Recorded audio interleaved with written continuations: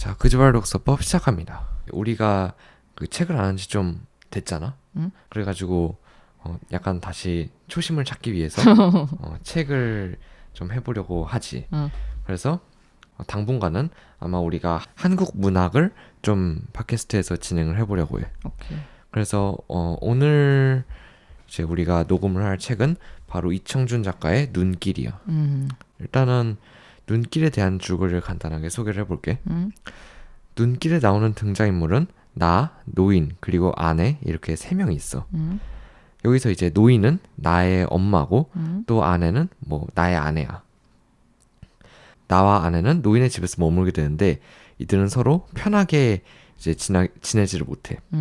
서로 밥을 같이 먹은 후에 아내와 노인은 서로 이야기를 나누고 나는 좀 피곤하다는 걸 핑계를 대가지고 일찍 잠자리에 들어가는 척을 하면서 이제 아내와 노인의 이야기를 엿듣게 되지. 그러면서 나는 그들의 이야기를 들으면서 자신은 노인에게 진 빚이 없다고 되새김질을 해. 그런데 나는 왜 계속 빚이 없다고 이야기를 할까? 이걸 이해하려면은 나와 노인의 예전 이야기들을 좀 알아야 해. 나가 고등학교 1학년일 때 나의 형은 술버릇이 심해서 집에서 갖고 있는 선산을 팔고 전답이란 것도 팔고 또 마침내는 예전부터 살아왔던 집까지 그냥 팔아버렸어. 나는 그 당시에 케이시라는 곳에서 겨울방학을 보내고 있었는데 이런 형의 소식을 듣고서 무슨 일이 일어났는지 알아보기 위해서 예전에 살던 집으로 다시 찾아가게 돼. 그런데 그 집에 다시 가보니까 노인이 거기서 나를 기다리고 있었던 거야. 이제 팔렸다고 들은 집에서 노인이 아직도 기다리고 있었던 거지. 집이 팔렸음에도 불구하고 노인은 그 집이 마치 자기 집인 것처럼 그 집에서 이제 청소를 하고 뭐 다른 집안일을 하고 나에게 밥을 먹이면서 하룻밤을 재웠어, 나를. 그리고 나가 다시 K시로 돌아가려고 하자 노인은 나를 신장로까지 같이 데려다 주기로 하지.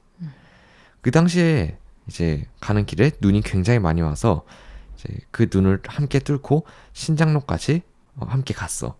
이제 거기까지 가서 나는 이제 노인을 남기고서 혼자 K시로 가는 버스를 tas어.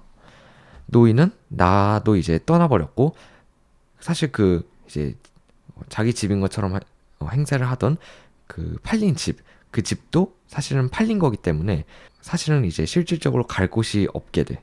그래서 쓸쓸하게 나와 함께 지나왔던 길을 되돌아가지.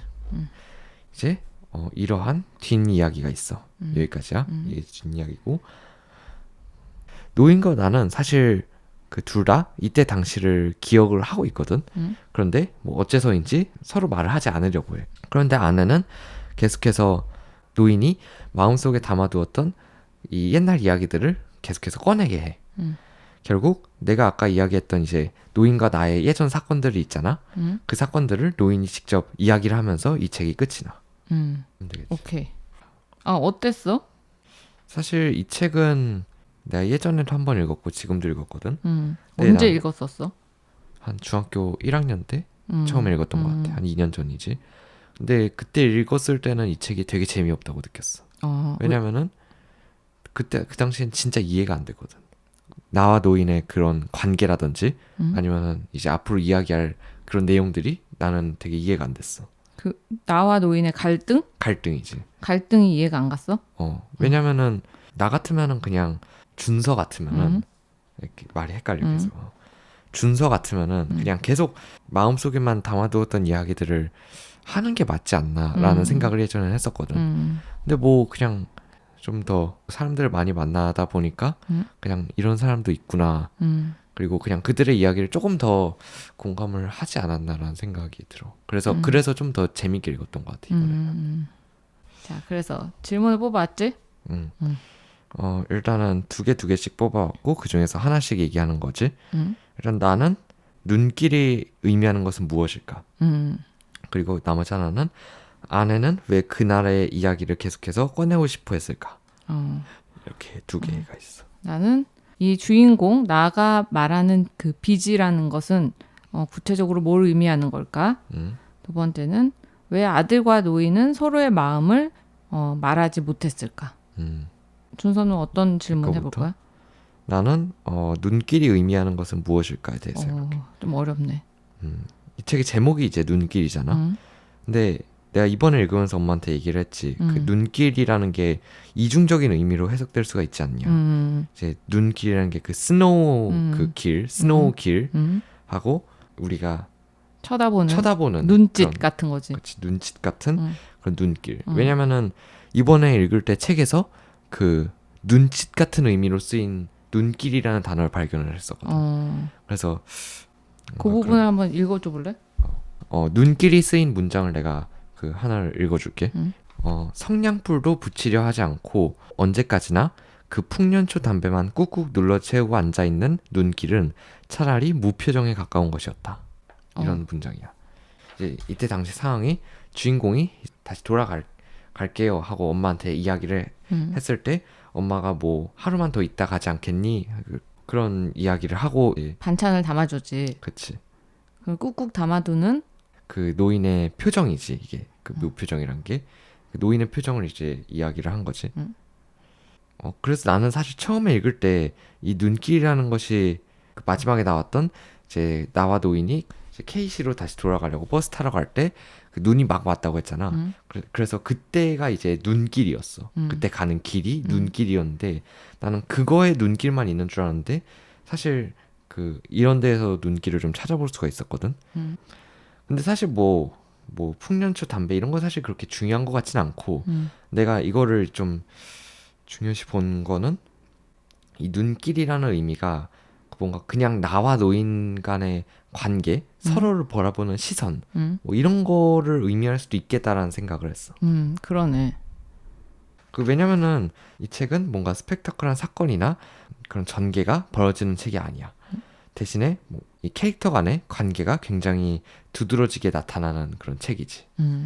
그래가지고 이 책의 그 대부분이 거의 뭐 상황에 대한 설명, 그러니까 뭐 배경 설명 같은 거 있지. 뭐 방에 뭐 불이 켜져 있고 뭐 밥이 이렇게 올려져 있고 그런 배경 설명과 그 캐릭터 간의 대화로 책이 대부분 구성이 되어 있더라고. 그래서 일단 나는 그 눈길이 두 가지 의미가 있는데 첫 번째는 이 나와 노인이 서로를 바라보는 시선. 어떤 시선이야? 준서가 알아낸 그 시선이? 노인이 그 나에게 미안해하고 또 나도 노인에게 또 미안해하는 것 같아. 왜 그렇게 생각했어? 일단은 한 가지 뭔가 근거로 노인이 그 이미 팔린 집에서 나를 하룻밤 재웠잖아. 그런 행동에서 좀 그 찾아볼 수가 있었는데 내가 노인의 대사를 한번 읽어줄게.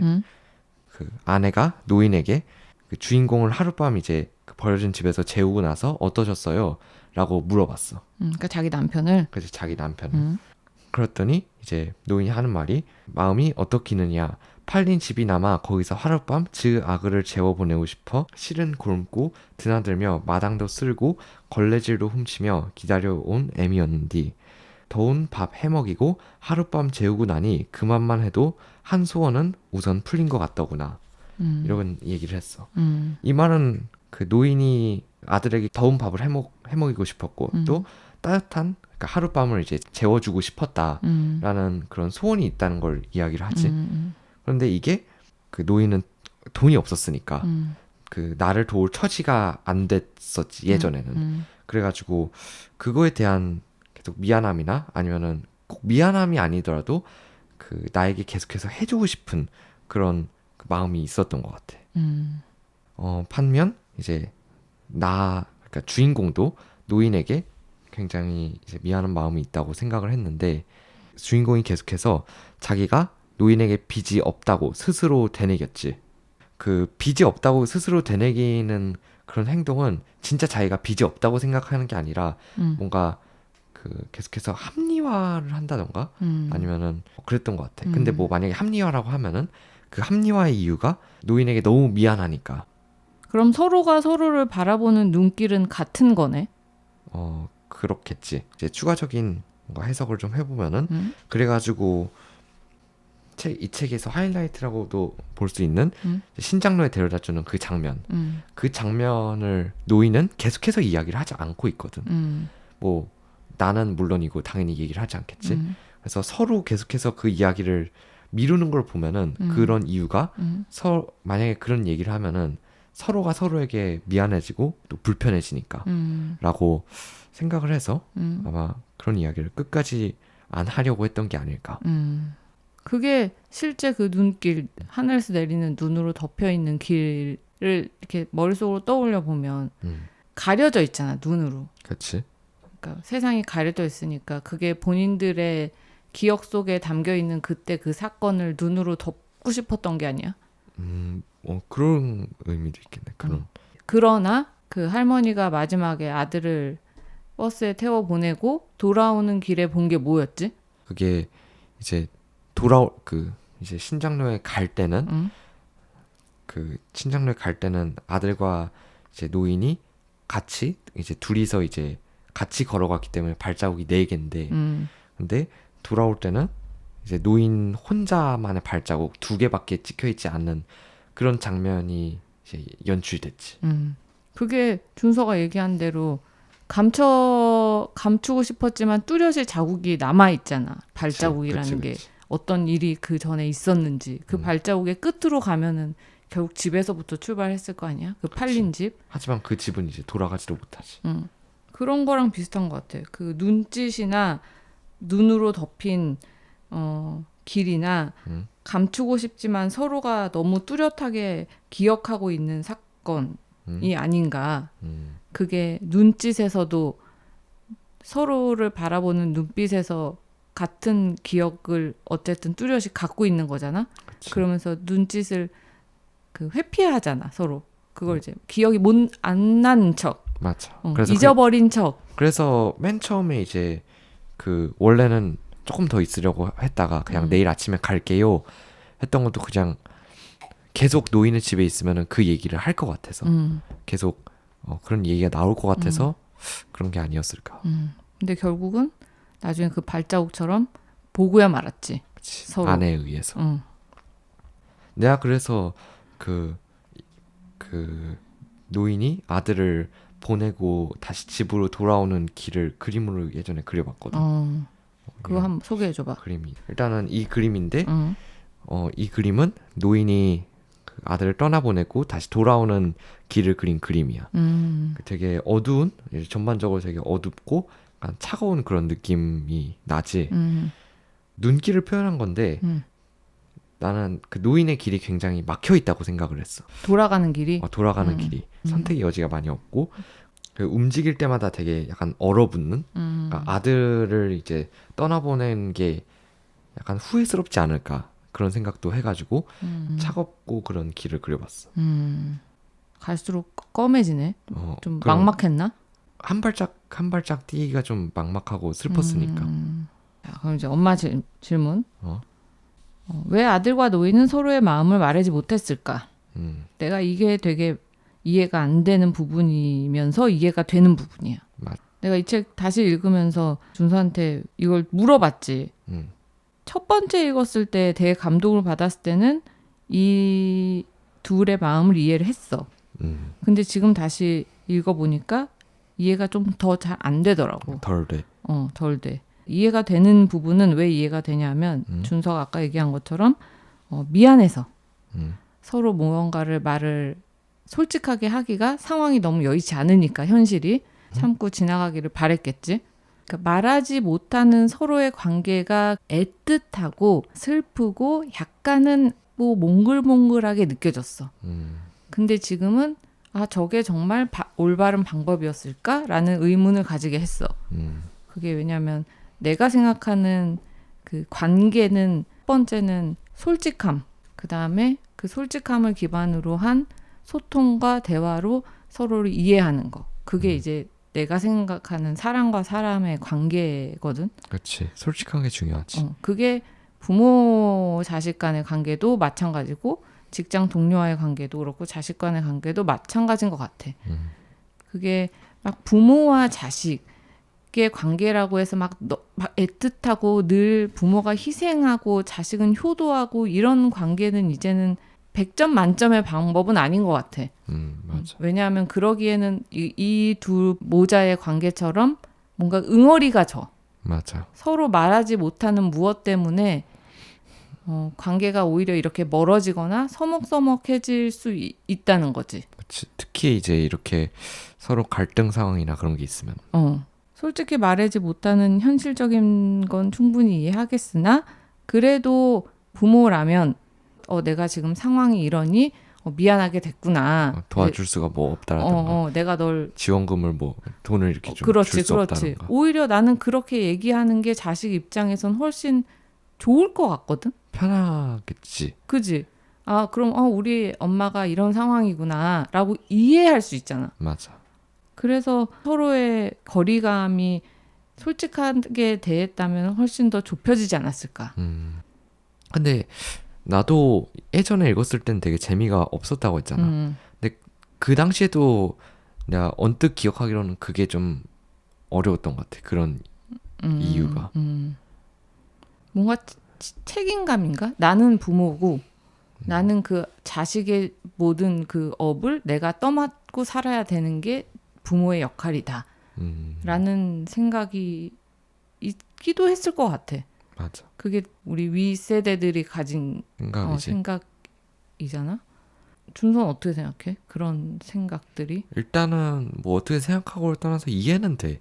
그 생각들이 이제 왜 그렇게 사람들이 되는지. 왜냐면은 이제 요즘은 이제 시대가 너무 빨리 변해가지고 이해를 못할 수도 있지만 그냥 그 당시 사람들의 그런 생활을 보면은 어느 정도 일단 이해는 되는데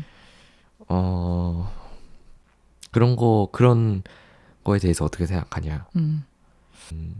나는 어느 정도는 필요하다고 생각해.